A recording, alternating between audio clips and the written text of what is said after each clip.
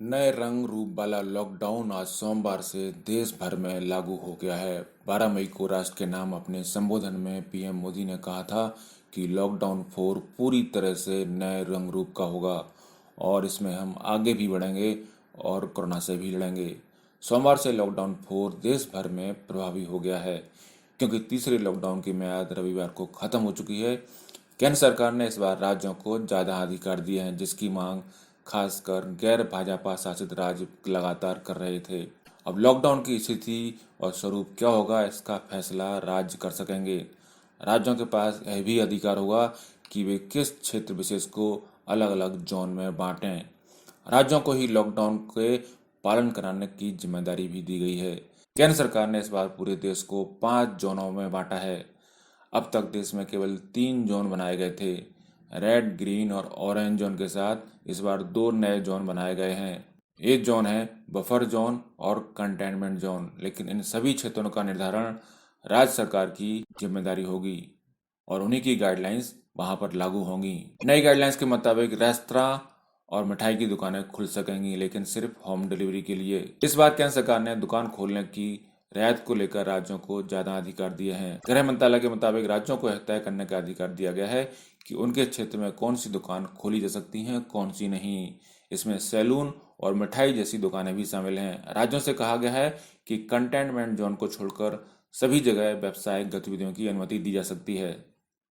पान गुटखा की दुकानें खोलने पर भी केंद्र सरकार राजी है, लेकिन सड़कों पर थूकने पर सख्त हिदायत दी गई है। जैसा कि उम्मीद थी, नया लॉकडाउन राहत लेकर आया है। इसमें कई नई छूटें शामिल हैं। इस बार कई नई गतिविधियों को इजाज़त दी गई है। इस बार लॉकडाउन में शर्तों के साथ अंतर्राज्यीय बसें भी चलेंगी। कंटेनमेंट जोन से बाहर यात्री वाहन और बसें राज्यों की आपसी सहमति से एक राज्य से दूसरे राज्य में भी जा सकती हैं। राज्य सरकारें अपने राज्य के भीतर बसों और यात्री वाहनों के संचालन की अनुमति दे सकती हैं। हालांकि लोगों की आवाजाही के लिए स्टैंडर्ड ऑपरेटिंग प्रोसीजर यानी एसओपी का पालन करना होगा, यानी सोशल डिस्टेंसिंग और दूसरी शर्तें जारी रहेंगी।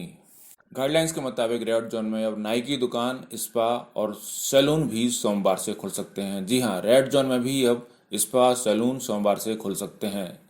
इससे रेड जोन वालों जैसे दिल्ली वालों को फायदा होगा, क्योंकि दिल्ली के सभी 11 जिले रेड जोन में शामिल हैं।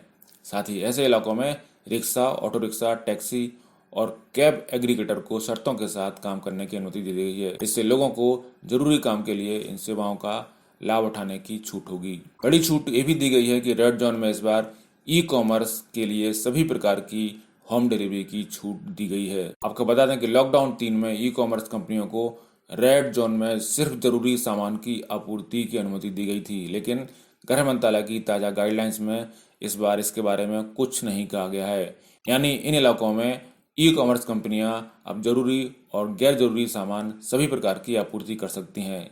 अब इस गाइडलाइंस को राज्य तय करेंगे कि ई कॉमर्स कंपनियां किस प्रकार के जोन में क्या सामान की डिलीवरी करें। लॉकडाउन के इस चरण में राज्यों और केंद्र शासित प्रदेशों को अपने यहाँ रेड, ऑरेंज और ग्रीन जोन तय करने का अधिकार दिया गया है। राज्य केंद्रीय स्वास्थ्य और परिवार कल्याण मंत्रालय द्वारा जारी मानकों के मुताबिक अपने यहाँ रेड, ग्रीन और ऑरेंज जोन तय करेंगे।